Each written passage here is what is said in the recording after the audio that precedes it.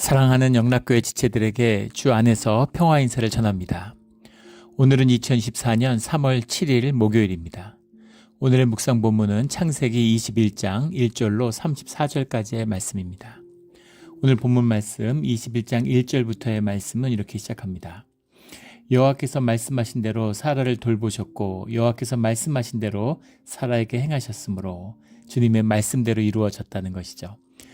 나이가 90이 됐는데 어떻게 아이를 가져? 그런데 주님의 은혜 가운데 주님이 살피시고 또 90에 아이를 갖고서 이건 뭐 노산이라고 하기도 민망한 이걸 뭐라고 얘기하겠습니까? 근데 하나님이 그 모든 과정 가운데 함께 하시고 돌보셔서 그 사라가 아이를 낳게 되었다라는 거죠. 사라가 임신하고 하나님의 말씀하신 시기가 되어 노년의 아브라함에게 아들을 낳으니 5절에 보면 아브라함이 그의 아들 이삭을 그에게 태어날 때 100세라 100세에 아들을 낳은 거예요. 축복의 아들, 주님이 약속하시는 아들을 수십 년이 지나서 드디어 품에 안게 된 겁니다. 그 감격이 어떠한 것이었을까? 또 기적의 아들이잖아요. 주님이 기적적으로 주신 주님이 주신 주의 아들이라고 하는 것을 분명히 하시는 거죠. 축복의 아들입니다. 그리고 아브라함부터 시작된 놀라운 구속의 역사를 이루어가는 그 믿음과 구속의 역사를 이루어가는 구속사적인 인물이죠. 그래서 이삭이 태어나는 거예요. 그 시대에 왕도 많고 제국이 있고 온갖 무슨 영웅들이 명멸하는 시대였다 할지라도 주님이 바라보시는 우리 인류의 역사 가운데에서는 아브라함과 이삭의 탄생이 중요한 것이죠. 이것이 구속사의 의미입니다. 이삭이 태어난 거죠. 주님과 함께. 6절에 사라가 이르되 하나님이 나를 웃게 하시니 듣는 자가 다 나와 함께 웃으리로다. 이삭이라는 것도 처음엔 비웃음이었죠. 주님이 아이를 주신다고 그랬을 때 웃었어요. 어떻게 내가 아이를 낳겠나.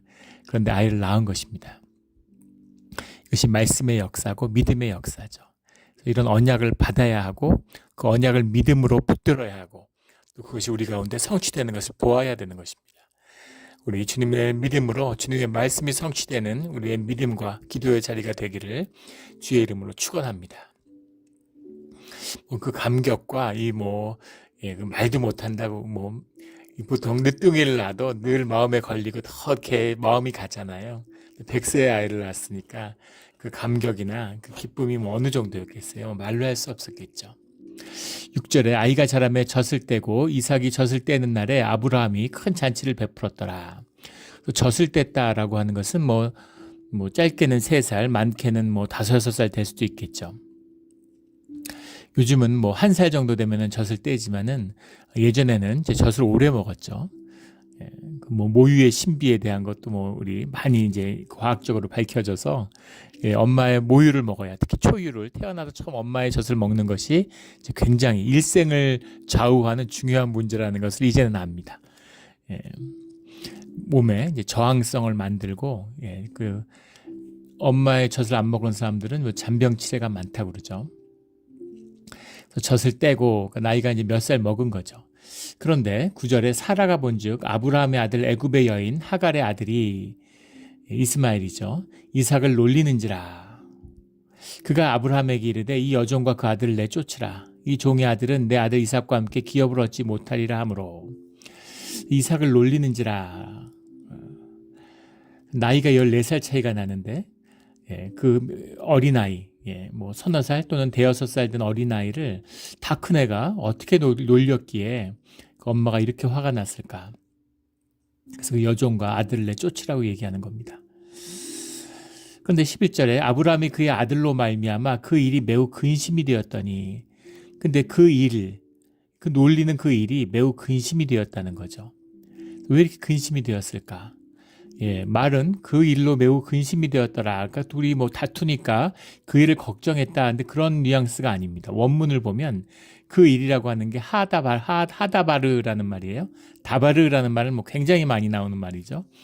워드, 스피치, 이런 말하다 이런 말입니다. 그러니까 하다바르, 그 일, 그 말이죠. 그러니까 그 놀렸다라고 하는 말이 어떤 말일까? 근데 그게 매우 근심이 되었다. 근심이라고 하는 말이 이제 바이에라라는 말인데 evil이라는 뜻이죠. 영어로 하면 to be evil, to be bad 이렇게 번역을 하는데 그것이 굉장히 악이다 이렇게 봤다는 겁니다. 그 행위 또는 그 말이 굉장히 악한 것이었다라는 거죠. 뭐라고 했길래 악했을까? 근데 이삭을 놀리는지라라는 말이 메짜헤크라는 말인데, 메짜헤크라는 말이 이제 영어로 뭐 to laugh 이런 거예요. 비웃다, 뭐 희롱하다 이런 말입니다. 또 어떻게 희롱했길래 이것을 악하다고 그랬을까라는 거죠. 근데 이 메차헤크라는 말에는 사실은 성희롱적인 뜻이 들어있어요. 희롱한다는 말에는. 그래서 단순히 이삭을 놀린 게 아니라 어떤 성추행을 했다 뭐 이렇게도 볼 수 있는 겁니다. 원문 뜻 그대로 본다면, 그러니까 뭐 아니면 뒤에 나오는 그 하다바르라는 말을 본다면 말을 하는데 단순하게 뭐 놀리고 야 뭐 이러고 그런 놀리는 그런 이야기가 아니라 사실은 아이를 저주하는 그런 말을 했을 수 있다는 것이죠. 근데 그것이 도저히 그 엄마로서는 용납할 수 없는, 애들 같이 있으면 안 되겠다 뿐 아니라 아브라함에게도 그것이 굉장히 심각한 문제였다는 것이죠. 이 말씀을 읽으면 아주 어렸을 때 그런 기억, 아픈 기억이죠. 사실 수치스러운 기억인데 그런 기억이 이렇게 하나 떠오르는 게 있어요. 저희 이제 그 할머니가 이제 일찍 돌아가셨죠. 저희 아버지가 장남인데 12살 때 이제 돌아가셨습니다. 그 저희 아버지가 18살 때 20살 된 할머니를 이렇게 재취를 하신 거죠. 계모로 오신 거예요. 그러니까 이제 얼마나 그 아버지도 그렇고 이제 그 지금의 할머니도 그렇고 이제 서로 불편했겠어요. 그리고 뭐 아버지는 뭐 이제 그 나이에 이제 그 집을 떠나가지고 평생 타지에 살았기 때문에 뭐 사실은 이렇게 자주 볼 일도 없었죠. 그런데 이제 할머니 밑에서 사남매가 나고 그 다음에 이제 재취를 하셔서 계모인 할머니 밑에서 오남매가 태어났습니다. 그래서 구남매가 됐는데, 그게 늘 이제 그런 배다른 형제의 불편함이 있는 겁니다. 두드러지는 사건이 아니라 어렸을 때 기억나는 한 사건은, 근데 뭐 할아버지가 이제 가정을 돌보는 분이 아니셨죠. 술과 도박으로 대부분의 삶을 보냈기 때문에 전혀 농부였지만 삶을 돌보지 않았습니다. 가정을 돌보지 않았어요. 그래서 아버지가 이제 그 동생들을 다 이제 보살피는 경제적인 책임을 걸머쥔 것이죠. 할아버지가 뭐 당신 집에 살았지만 이제 그 집도 이제 아버지 어머니가 이제 거기 지어드린 거죠. 근데 그 집을 또 이렇게 담보로 잡혀서 대출을 받아서 도박을 하다가 다 탕진을 하면 도박 빚을 진 사람들에게 또 시달리는 거죠. 그럼 또 이제 그 빚을 갚아주고 뭐 그런 일들이 늘 반복적으로 일어났습니다. 그러니까 어머니는 6남매 장녀고 아버지는 9남매 장남인데 또 우리 5남매를 쓰라해 두셨죠. 그러니까 굉장히 무거운 짐을 지고 이제 세상을 사신 거예요. 아버지가 늘 많이 하시던 말씀이 있는데, 무거운 짐을 진 자가 먼 길을 간다고, 무거운 짐을 져야 된다. 이렇게 아마 당신을 향한 위로의 말이 아니었을까 이런 생각이 듭니다. 그 대망이라는 책이 있죠. 대망으로 번역된 그 이마옥가인가요? 그 도쿠가와 이에야스라는 책에 나오는 이제 유명한 대사죠. 커서 알았지만 무거운 짐을 진 자가 먼 길을 간다 하든 먼 길을 갈 수 있다. 그런 얘기를 하셨어요. 그런데 기억에 남는 한 가지 그런 사건은 이제 계모인 할머니 밑에서 태어난 장남이죠. 삼촌이, 그러니까 다섯째죠. 다섯째 삼촌이 대학을 뭐 똑똑하고 뭐 이제 대학 공부를 하고 싶은 거죠. 시골에서 얼마나 대학을 가고 싶었겠어요. 그래가지고 어머니한테 이제 대학 공부를 시켜달라고, 대학을 가게 해달라고 이제 조르는 거죠. 이렇게 계속 이제 그걸 대학을 보게 해달라고 떼를 쓰는 겁니다. 뭐 시골에서 할머니는 그럴 능력이 없으니까. 근데 어머니는 5남매를 키워서 대학 보내는 것도 이게 큰 부담이고 은행 대출 받아서 등록금 내야 되는데 삼촌을 공부시킬 그럴 여력은 없는 거죠. 고등학교까지 공부시킨 것도 쉽지 않았는데, 그러니까 어머니의 입장도 충분히 이해될 수 있죠. 그건 무리다. 그래서 이제 결국은 그 삼촌이 대학을 못 가고 시골에서 공무원이 돼서 평생 이제 시청, 군청에 이제 공무원으로 그렇게 평생을 사셨는데, 근데 그 어린 나이에 이제 삼촌은 그게 굉장히 원망스러우셨던 것 같아요. 예. 이제 다 한 가족이라고 생각하는데 조카들은 공부시키면서 나는 왜 대학에 안 보내주느냐.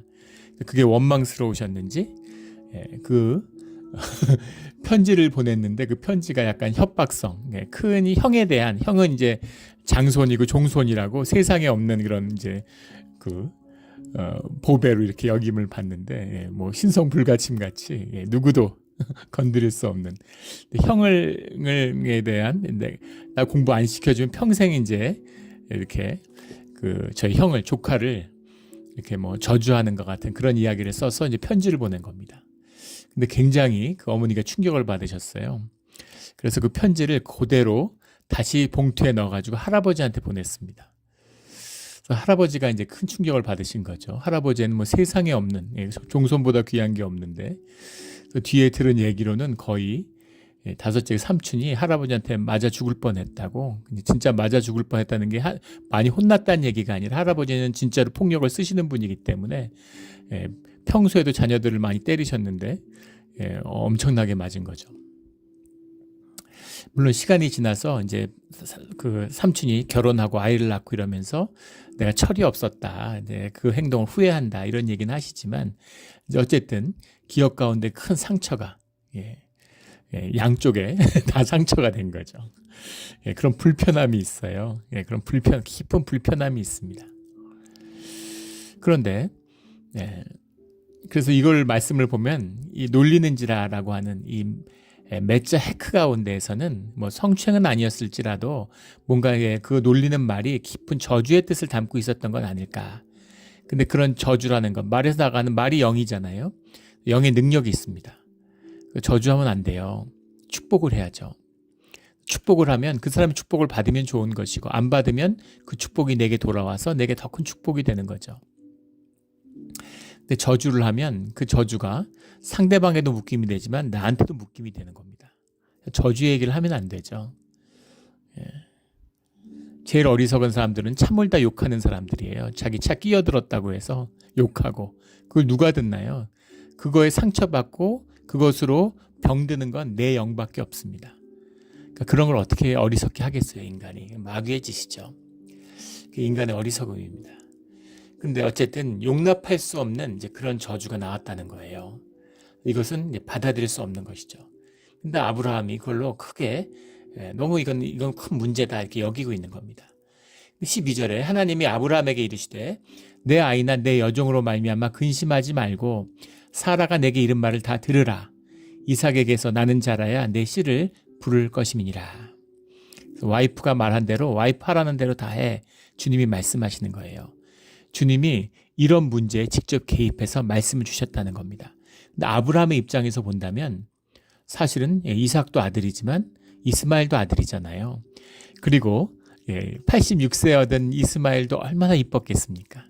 그 이스마엘이 씩씩하고 뭐 활도 잘 쏘고 사냥도 잘하고 보면 뭐 진짜 눈에 넣어도 아프지 않은 아들이었겠죠. 그런 이스마엘이 너무 귀한데 약속의 아들 이삭을 얻었는데, 그런데 이스마엘이 이삭을 저주하는 그런 모습을 보면서, 멍해가 되는 그런 모습을 보면서 이렇게 두면 안 되는데, 그렇다고 이스마엘을 내쫓아? 그것도 사람이 할 짓이 아니죠. 또 이스마엘하고 같이 살고 싶은 마음이 있겠죠. 얼마나 이쁘고 귀엽겠어요. 그러니까 지금 뭐 이삭이 한 3살 됐으면 이스마엘은 한 17살 됐는데, 그러니까 얼마나 귀한 아들입니까? 그러니까 마음이 힘들었겠죠. 그런데 사라는 그런 거 없죠. 쫓아내라고 그러는 겁니다. 그러니까 마음이 힘든데 하나님이 방향을 정해주신 거죠.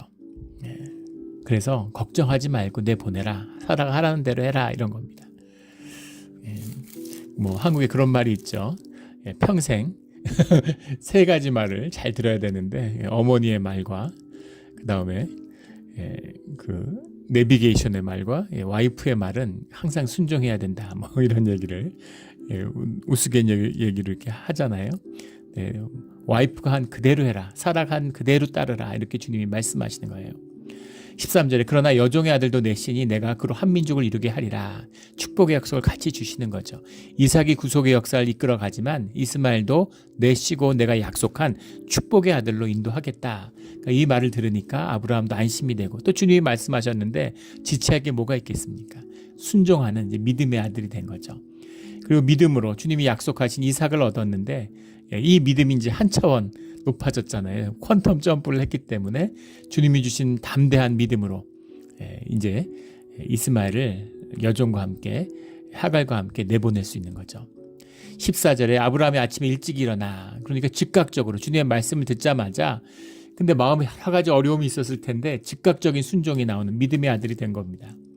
내가 그로 일찍 일어나 떡과 물 한 가죽 부대를 가져다가 하갈의 어깨에 메워주고 그 아이를 데리고 가게 하니 하갈이 나가서 브엘세바 광야에서 방황하더니, 떡과 물 한 가죽 부대를 가져다가 아이와 아이를 보내는 거죠.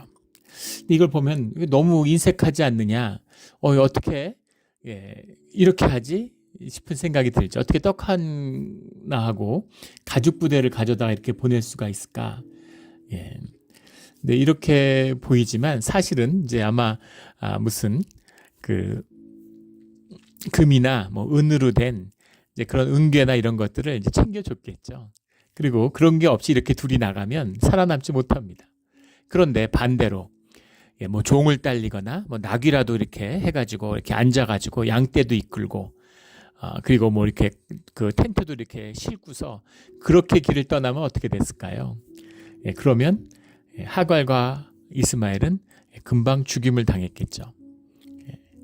무슨 군대를 이끌어서 수백 명을 이끌고 내보낸 게 아닌 다음에는 어딜 가겠습니까? 어디로 가겠습니까? 거기다가 남편도 없는데 어린 아이를 데리고 뭔가 가진 것 같다, 뭐가 있는 것 같다 이러면은 바로 죽임을 당했겠죠. 노예로 팔려가거나 재산 다 뺏기고, 그런 곳이 이제 광야의 땅이죠. 그래서 그 아이가 이제 가죽 부대와 떡을 지었겠죠. 그래서 엄마를 데리고 뭐 같이 이렇게 광야를 가면 적어도 아무 사람이 건드리진 않았을 겁니다. 브엘세바 광야에서 방황하는 거죠.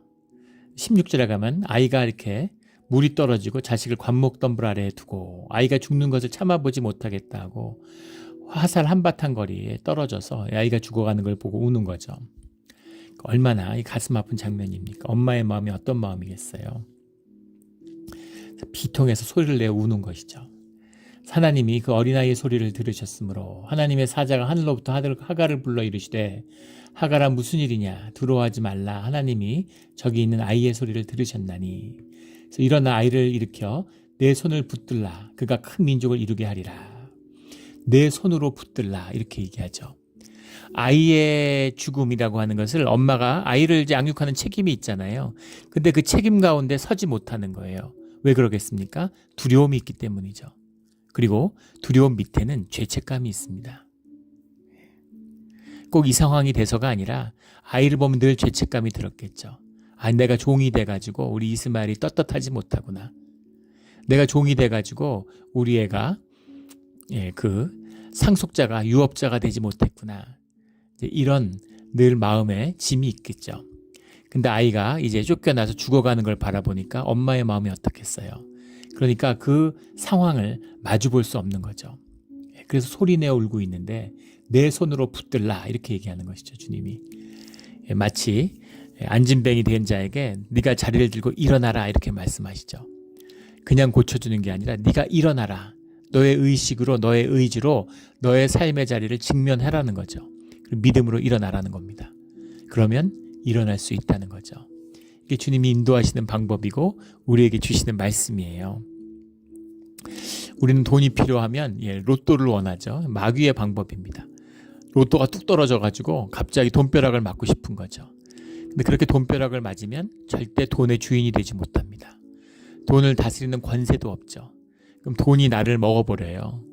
그러면 삶이 비극적이고 비참하게 끝을 맺게 되는 거죠. 그 로또 당첨자들의 이야기잖아요. 늘 나오는 수백 가지 스토리죠. 주님은 내 손으로 붙들어라. 네가 자리를 들고 일어나라. 네가 일어나라, 이렇게 말씀하시는 거죠. 내 손으로 붙들어라. 그가 큰 민족을 이루게 하리라. 아무것도 없는, 지금 물도 없어가지고 이렇게 쓰러져 있는데 그것을 잡고 일으키라. 네가 애를 잡고 일으켜, 애를 돌봐. 테이크 케어 해, 네가. 이렇게 말씀하시는 겁니다. 그래서 주님과 이제 만남이 이루어지는 거죠. 20절에 가면 하나님이 그의 아이와 함께 계심에, 19절에는 하갈의 눈이 밝히셨으므로, 눈이 밝혀지니까 샘물이 보여요. 샘물이 원래 거기에 있었겠죠. 근데 보이지 않는 겁니다. 눈을 밝히시니까 샘물이 보여요. 이 주님이 함께하는 비밀이죠. 낙담을 하고 살 길이 없어서 스스로 극단적인 선택을 하는 사람들이 많습니다.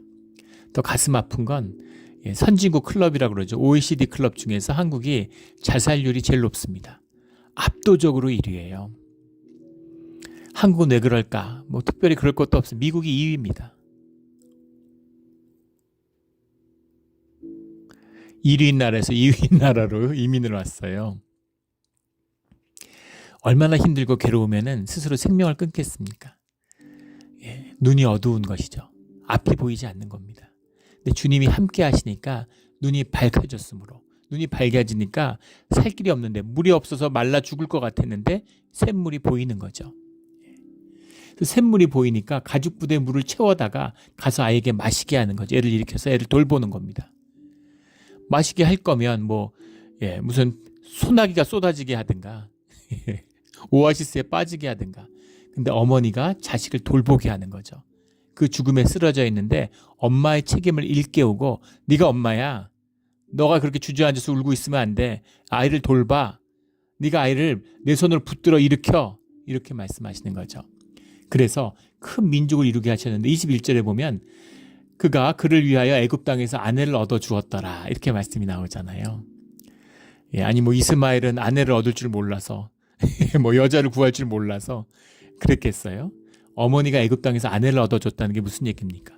들판에서 광야에서 활 쏘는 자가 되어서 큰 민족을 이루었는데, 뭔가 큰 부를 이루고 큰 권세를 이룬 거죠. 민족을 이루었는데 말해서 뭐 하겠습니까? 근데 그것을 지금 이스마엘이 혼자 했겠어요? 하갈이 한 것이죠. 하갈이 아들과 함께 했는데, 그 어머니가 애굽에서 얼마나 권세가 있으면 애굽에서 그 사람을 데려오겠습니까? 그 성공과 그 번영의 길을 이스마엘을 데리고 하갈이 이끌어낸 겁니다. 물론 하나님이 그 아이와 함께 계시기 때문에, 그 아이를 축복하기 위해서 하나님이 함께하기 때문에 이스마엘의 축복이죠. 이것은 아브라함의 축복이 내려가는 겁니다. 이스마엘은 뭔데 복을 받았을까? 아브라함의 아들이기 때문이죠. 이삭은 뭔데 복을 받았을까? 아브라함의 아들이기 때문입니다. 이게 축복의 비밀이에요. 내가 뭐 잘하고 내가 뭐 열심히 있어가지고 무슨 내가 의를 쌓아서 주님께 축복받는 게 아니라 주님의 축복, 조건 없는 주님의 은혜를 받는 겁니다. 그런데 이 신앙에 믿음의 유업이 있다는 거죠. 아브라함의 복을 자녀가 누리는 거예요. 우리 어제 말씀에도 나눴지만 할머니가 열심히 기도를 하니까 손주가 복을 받는 겁니다. 그런 은혜와 복이 있어야 돼요. 기독교가 타락해서 그런 사람들이 참 드물지만 정말 믿음의 가정 가운데 축복받은 자녀들이 있습니다. 그런 분들과 결혼시켜야죠. 그런 집에서 사위와 며느리를 봐야 됩니다. 평생에 늘 복이 함께해요. 은혜가 함께합니다. 본인이 모르죠. 왜 그렇게 복을 누리는지. 근데 주님이 주시는, 주님 안에서의 평탄함이 있어요. 안일함이 아닙니다. 주님이 주시는 평강이 있어요. 은혜가 있는 것이죠. 그런 깊은 은혜가 함께하는 겁니다. 그런데 오늘 이 광야에서의 사건을 보면 광야로 나갔잖아요. 광야라는 것은 삶의 길을 도모할 수 없는 것이죠. 내가 내 삶의 길을 도모할 수가 없어요. 그래서 주님을 만나게 되는 겁니다. 이 광야의 비밀이고 주님이 우리를 광야로 인도하시는 거죠. 주님이 이민의 땅으로 부르시는 겁니다. 내 학력, 내 관계, 무슨 내 경험, 내 지식, 이런 게 아무것도 워킹하지 않는 그런 자리에 와서 주님을 의지하는 법을 배우는 거죠.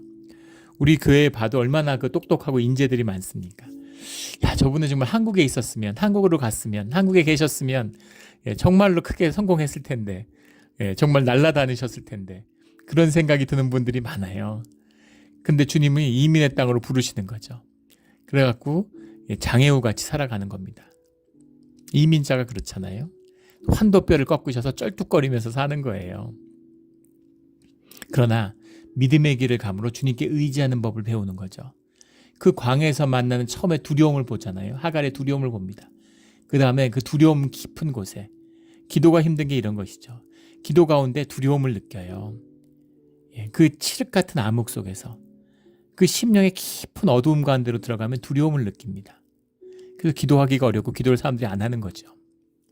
사람들이 기도가 아니라 조용하고 소리 없는 고요함을 두려워합니다. 자연에 가서 바람 소리를 듣고 숲 같은 데 한번 있어 보세요. 아무도 없는데 숲 가운데 있는데 바람 소리가 들리면 처음에는 무서워요. 무섭습니다. 제가 오후에 특별한 일이었으면 어떻게든 시간을 꼭 내서 한두 시간을 숲에서 걷는데 운동장에서 걷기도 하고, 그런데 사람이 아무도 없으면 두렵습니다. 사람 마음이 그래요. 그런데 그 두려움 속을 대면하고 두려움 속에 깊이 들어가면 죄책감을 만납니다. 우리 죄성이죠. 그래서 우리 죄성 때문에 우리 삶 가운데 깊은 죄책감이 있어요. 사실 죄책감과 두려움은 동전의 양면이죠. 내 삶에 어떤 일이 있을지 알 수 없는 겁니다. 그런데 문제는 그런 일이 생긴다고 하더라도 원망할 수 없는 나의 카르마가 있다는 거죠. 나의 죄의 멍에가 있다는 겁니다. 깊은 죄책감을 만나게 돼요. 근데 주님은 두려움을 쓰시지도 않고 죄책감을 쓰시지도 않죠. 그 죄책감을 넘어서 주님의 깊은 죄책감 밑으로 더 들어가면 우리 시면에 슬픔이 있습니다. 슬퍼요. 기도가 깊어지면 울음이 터지고 통곡이 터집니다. 근데 이게 꼭 뭐 슬퍼할 일이 있어서가 아니라 우리 존재의 슬픔 같은 것이죠. 깊은 존재의 슬픔이 있어요. 깊은 허무함이 있습니다. 이거 말해봐야 소용없는 거죠. 만난 분들은 이 말이 무슨 뜻인지 아실 거예요. 그 눈물과 통곡이 임하는 겁니다. 계속 울어요. 왜 이렇게 우는지 우는 겁니다. 그 울음 뒤에 만나는 주님의 임재를 그 뒤에 만나게 되는 거죠. 그 눈물로 씻어낸 나의 진실을 주님이 만나주시는 겁니다. 그게 진짜 나예요. 우리는 내가 좋은 말하고 좋은 생각하면 좋은 사람인 것 같잖아요. 좋은 사람 아닙니다. 또 나쁜 짓 하고 살았으면 나 나쁜 사람 같잖아요. 나쁜 사람도 아니에요. 좋고 나쁜 것이 아닙니다. 그 너머에 있는 나의 진실을 만나게 되는 거죠. 그 깊은 진실을 주님과 만났을 때 기쁨이 임하는 겁니다. 그 기쁨은 뭐 조건과 환경, 우리가 세상에 속아서 조건이, 환경이 바뀌면 뭐 좋은 집 생기고 뭐 좋은 차 타고 뭐 좋은 음식 먹으면 기쁠 것 같은데 그렇게 기쁨이 생기지 않죠. 기쁨이라는 건 밖에 있는 게 아니라 내 안에 있어요. 기쁨이 죽었죠. 영이 죽으니까 기쁨이 없어요. 기쁨이 없는 겁니다.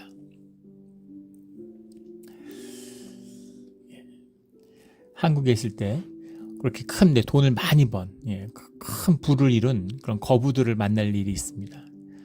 근데 그런 분들 중에서 행복한 분들을 만난 적이 없어요. 돈이 많으면 세상에 돈을 많고 살아간다는 건 어려운 일이라는 거죠. 세상과 얽혔다, 돈이 많다는 게 뭐예요? 세상과 깊이 얽혀 있다는 거잖아요. 계속 소송이 생기고 재산을 지켜야 되니까 또 사람들이 다 뺏어가고 싶어 하잖아요. 소송이 한 두세 건 벌어지면 한국에 그 얼마 전에 큰 부자죠. IT 업계 거물이에요. 재산이 수십조 되는 거물입니다. 뭐 일본에도 회사가 있고 미국에도 있고 뭐 한국에도 있고. 근데 소송을 몇 년 하다가 스스로 극단적인 선택을 했죠. 자녀들 뭐 그 애들 아직 어린데 10대인데 뭐 엄청난 뭐 몇 조 원의 그 상속세를 물게 되고 이렇게 뉴스에 화제가 되잖아요. 그런데 얼마나 속상했으면 그러겠어요. 근데 그 뭐 재판 한 두세 개 하면은 사는 게 아니라 그러죠. 수면제 없이는 잠도 못 자고 재판을 하면은 그 전날은 그 다음날 가서 재판 때 다퉈야 되니까 그 공소 서류가 있는데 그게 수백 페이지 된다는 거예요. 그걸 다 읽어보고 거기에 대한 준비가 돼 있어야 되잖아요. 그러니까 사는 게 사는 것 같지가 않다는 거예요. 너무너무 힘들다고 그런 고통스러워하는 얘기를 들었습니다. 평강이 없으면 부가 클수록 점점 더 저주가 되는 거죠. 그런 게 아니라는 겁니다. 마음속에서 우러나는 마약해서 좋다고 악마의 저주죠. 마약해서 좋은 건 마약 안에 뭐가 있어서가 아니라 우리 안에 있는 도파민이나 뭐 노르아드레날린, 뭐 세로토닌 이런 신경 절단 물질을 통해서 우리가 기쁨을 느끼는 건데 그건 우리 몸 안에 있는 거잖아요. 도파민을 밖에서 넣어주는 게 아니라 우리 몸 안에 있는 도파민을 끌어내는 약을 쓰는 겁니다.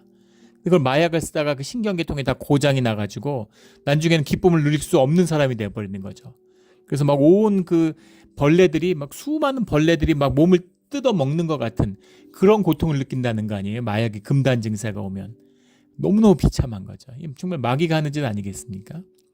그런데 우리 몸 안에서 아침에 그 육상을 하면은 그 안에서 세로토닌 같은 게 분비돼 가지고 몰핀보다 800배나 센 마약이 우리 안에 그 도파민 이런 게 쫙 분비된다는 거 아닙니까? 그래서 거기에 빠지면 막 그 아침에 비 오는데 막 뛰고 막 찬물로 샤워하고 막 찬물로 샤워하면 그 도파민의 그 분비가 몇 시간 동안 이루어져서 아침에 뭐라 말할 수 없는 상쾌함과 기쁨을 느낀다고 그래요. 도파민에 중독되면 그 맨날 찬물로 샤워하고 이런다는 거죠. 그 지성을 들이는, 제가 무속인들을 폄하하려는 게 아니라 왜 매일 아침 찬물로 샤워하고 기도를 할까? 말할 수 없는 쾌감이 있는 거죠. 그런데 그런 걸로는 안 된다는 겁니다. 그것도 결국 유괴, 그것도 그래도 생각에 속아 사는 것보단 낫죠. 몸의 진실을 마주하고 있는 거니까. 근데 몸에 더 중심되는 비밀, 우리의 영의 비밀이 풀려야 되는 거죠. 조깅해서 무슨 아침마다 쾌감 느낀다고 무슨 사고가 나고 뭐 안 좋은 일 있으면 시어머니가 뭐라 그러면 학대하면 그럼 괴롭지 않나요? 그런 게 아니라는 거죠. 우리의 심령이 풀어져서 우리 심령 가운데 있는 우리 영이 기쁨이라는 걸, 영이 살아나면 우리 몸에 기쁨이 솟아난다는 걸 알게 되는 거예요. 그 기쁜 겁니다. 늘 기쁜 겁니다. 자, 이걸 말로 해서 뭐 하겠습니까? 늘 참 말씀을 전하지만 참 답답하죠. 그런 기쁨을 맛보는 거죠. 주님이 함께 하심에 이게 축복이잖아요. 이게 아브라함의 축복이고 이게 이스마엘의 축복이 된 겁니다. 이삭의 축복이죠. 주님이 함께 하심에. 물론 뒤에 민족을 이루고 광야에서 잘 되고 이러니까 좋지요. 근데 그거는 경품 같은 거예요. 그 요즘에 그런 거 사라졌지만 예전에 12월 달에 무슨 여성중앙, 뭐 여성조선 이런 걸 사면은 다음 해 쓸 수 있는 멋진 그 가계부 같은 것을 부품으로 뭐라 그래요? 부속으로 주잖아요. 경품으로. 따라오는 겁니다. 따라오는 거예요. 이거는 따라오는 거죠. 풍요는 믿음의 열매로 저절로 생기는 겁니다. 풍요를 위해 살면, 삶이 안일해지면 그 삶이 저주로 바뀌는 거죠. 이게 비밀이에요. 그래서 내 손으로 붙들어 일어나라 이렇게 얘기하시는 겁니다. 22절부터 34절까지는 아브라함과 아비멜렉의 언약이 나오는데 주님이 함께 하시는 축복이 시작됐다는 그 결과, 열매를 말씀하고 있는 거죠. 아브라함이 군대 장관 비골이 아브라함을 찾아와서 얘기해요. 내가 무슨 일을 하든지 하나님이 너와 함께 계시도다. 아브라함이 점점점 커지고 장성해 광대해지는 것을 보는 거죠. 그래서 아비멜렉은 아브라함과 인연이 있고 아는 거잖아요. 그런데 그걸 알았고 그전에 몰랐나요? 근데 왜 찾아와서 하나님을 가리켜 맹세하라. 내가 내게 후대한 대로 내가 너한테 잘해줬잖아. 그러니까 너도 나와 내가 머무는 이 땅에 똑같이 나한테 내 자손들에게 후대해줘. 두려움을 느낀 거죠. 너무 잘 되니까. 흥황하는 걸 본 거죠. 그러니까 이건 점점 이렇게 커지면 나중에 나는 괜찮을지 몰라도 우리 후손들로 가면 힘들어지겠는데 이런 두려움이 든 겁니다. 그러니까 군대 장관까지 데리고 간 거예요. 할 얘기 있으면 혼자 가지 군대 장관을 왜 데리고 갔겠어요. 왕도 마찬가지고 군대 장관이 혼자 움직이겠습니까? 그러니까 새를 이끌고 가서 그렇게 이제 이야기를 하는 거죠. 우리도 만만치 않아. 우리 우습게 보지 마. 이런 두려움이 있는 거죠. 그러면서 내가 너한테 잘했잖아. 그러니까 너도 나한테 좀 잘해줘. 우리가 이걸 맹세하자. 다짐을 받아두고 싶은 거죠. 그래서 다짐을 받는데 근데 아브라함이 갑자기 얘기를 하는 거예요. 우리가 우물을 판 거를 너희 종들이 빼앗았다. 우리가 판 우물을. 그런 얘기를 하니까 26절에 아비멜렉이 난 모른다. 그런 일이 있는지 내가 듣지도 못했다. 그렇게 얘기를 하는 거죠. 그러니까 양치기 드리고 서로 양과 소를 이끌고 움직이니까 그러니까 서로 충돌이 있을 거 아니에요. 물 갖고 늘 이 유목민들은 충돌이 있잖아요. 그런데 이제 아브라함이 참고 접었던 거죠. 그 우물 뺏겨도 괜찮아. 또 파면 되고 또 다른 곳에 파면 주님이 또 우물을 주셔. 이게 주님의 사람의 모습이죠. 주님의 사람은 이익을 위해서 다투지 않아요. 주님이 주어 여기서 손해보면 저기서 채워주시는 걸 알죠. 여기서 저도 딴 데서 이기는 걸 아는 겁니다. 그래서 결국 더 잘 되는 건 알아요. 여기서 내가 이익을 보든 안 보든 그 우물을 찾고 안 잡고 뭐 막 싸우고 피를 보고 그걸 한다고 해서 복 받는 게 아니라는 것을 아는 겁니다. 이러면 이래서 저 복을 받고, 누우면 누워서 복을 받고, 일어나면 일어나서 복을 받고, 나가도 복을 받고, 들어와도 복을 받고, 주님이 함께 하시는데, 그러니까 양보할 수 있는 거죠. 근데 네가 와서 잘 지내자고 하면서 너희들이 와가지고 우물 뺏어가 그러면서 잘 지내자고 그러냐? 그러니까 나는 몰랐다. 내가 다 돌려줄게. 이렇게 얘기하는 거죠. 그러자 아비멜렉이 그냥 돌려받는 게 아니라 7마리의 암양 새끼를 따로 놓았어요. 그래서 이걸 왜 이렇게 놓았느냐라고 얘기하니까 내가 이 우물을 판 증거를 삼겠다. 이 7마리를 받아라. 그 7마리를 세우니까 그 이름을 부엘세바라 했다. 그래서 이 이스라엘 역사 가운데 이제 그 부엘세바가 등장하는 거죠. 여러 번 나오는 이 부엘세바입니다. 베르쉐바라는 말인데, 베르라는 말 많이 나오는 말이죠. 우물, 우물이고, 쉐바라고도 하고 이건 시바라고도 하는데 세븐이죠. 7입니다. 그러니까는 웰 오브 세븐이에요. 7의 우물이다. 이름이 이렇게 붙었으니까 이걸 어떻게 없던 일로 할 수 없겠죠. 무슨 양인데 7마리 양 모르는데 이렇게 할 수 없겠죠. 7의 우물. 이렇게 언약을 세움으로 이것이 아브라함의 우물이 된 것이죠. 그래서 아브라함은 부엘세바에 에셀나무를 심고 거기서 영원하신 여호와 이름을 불렀더라. 우물 하나를 팠지만 이것을 주님의 영광으로, 주님의 것으로 돌렸다는 겁니다. 주님의 것으로 돌리면 어디다 등기를 하나요? 주님의 이름으로 호적을 하나요? 주님이 함께 하시는, 주님이 주신 분깃으로 삼았다는 거죠. 이것이 내 것으로 누리는 비밀이에요. 주님의 것이 되면 내 것으로 누릴 수 있습니다. 집도 주님께 올려드리고, 가게도 올려드리고, 자녀도 올려드리고, 내 일도 다 올려드리고, 이 사는 동네 몬트레이 캘리포니아, 미국도 믿음 있는 분들은 지구도 들어서 주님께 올려드리는 거죠. 다 주님 겁니다. 그러면 그 복을 그 땅에서 내가 누리는 것이죠. 깊은 축복의 비밀이 오늘 아브라함에게, 이스마엘에게 열리는 그 비밀을 만났습니다. 이 말씀을 삶으로 살아서 주님이 함께 하시는 축복이 우리 삶의 실제가 되기를 예수 그리스도의 이름으로 축복합니다. 아멘. 기도드리겠습니다. 하나님 아버지 감사합니다. 오늘 눈으로 보이는 고난과 비참한 여행길 같지만 광야를 향한 발걸음이 이스마엘에게 축복이 되었듯이, 또 주님이 이삭에게 주시는 축복, 그 믿음의 축복을 아브라함에게 주셨듯이, 우리가 우리 삶 가운데서 이제는 내 삶에 희망이 없구나, 이제는 내 삶에 무슨 소망이 있을까 하는 그 자리에서 믿음으로 주님의 축복의 언약을 받는 그런 우리의 신앙의 자리, 믿음의 자리, 기도의 자리가 되게 하여 주시옵소서.